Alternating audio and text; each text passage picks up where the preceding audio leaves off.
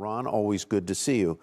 Same, Tyler. What would have been the telltales here with FTX and Bankman-Fried that would have that would have told people that this was one that was on thin ice?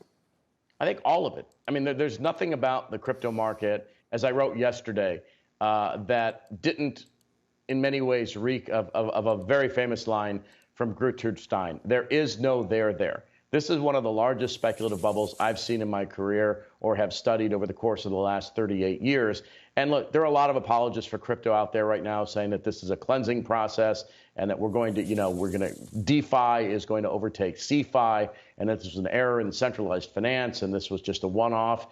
The whole thing is nonsense. There is no there. These are fake tokens. This is fake currency. This is not real money. It's not backed by anything. And from what we're reading, if you read between the lines, there may in this case have been, at least allegedly, misappropriation of funds, rather sizable amounts of money, in fact, that just makes this another scandal, another scam in a long series of them that we've seen on Wall Street and even going back throughout market history.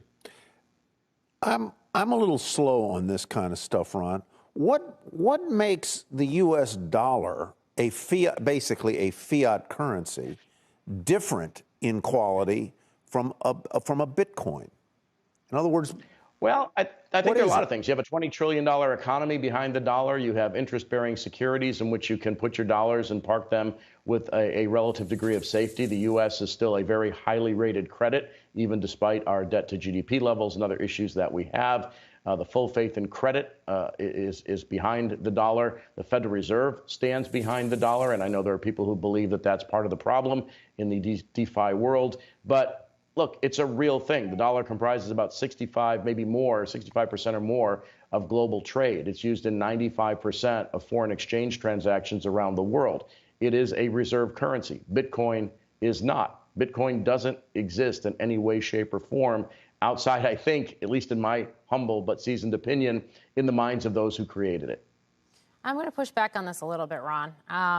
In the sense that you do have things like the USD, which is a stable coin. It is tied to the dollar. It is part of the centralized finance discussion that you're touching on.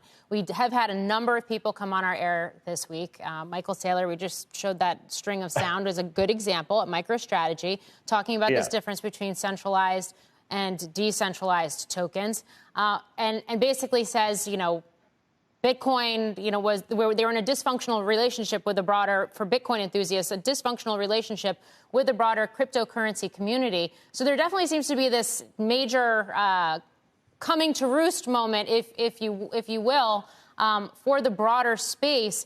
But as long as you do have the Michael Saylors and the Mike Novogratzes and the Squares and all of these other companies of the world that do believe in something like Bitcoin, there's going to be a market for it, and there's a limited supply, which I think also adds to that. So this idea that the entire thing is a Ponzi scheme or a house of cards or the biggest bubble you've ever seen, I'm going to push back on that a little bit. I think there's a bubble here, but I think it's not all equal, potentially. Well, listen, first of all, I mean, a lot of the people who support Bitcoin have failed miserably in other endeavors, either blown up their hedge funds, or in the case of Michael Saylor, Morgan, I would recommend you go back and look at his company, MicroStrategy, in the 1990s and see what the history of that is.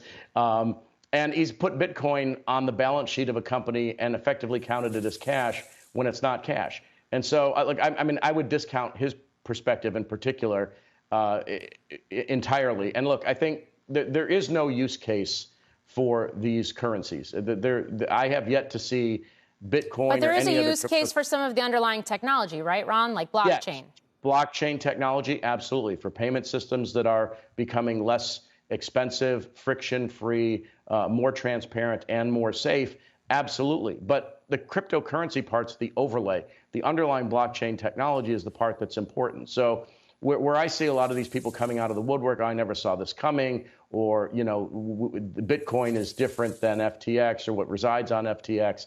I just think that's nonsense. I mean, we've done this a million times in the past, whether it's tulip bulbs, whether it's railroad bonds, whether it's electronics companies, or whether it's bad internet companies that, the underlying internet, of course, was important, but a lot of the players like CMGI and others simply disappeared because they had no functional use case. I think that's the same story here.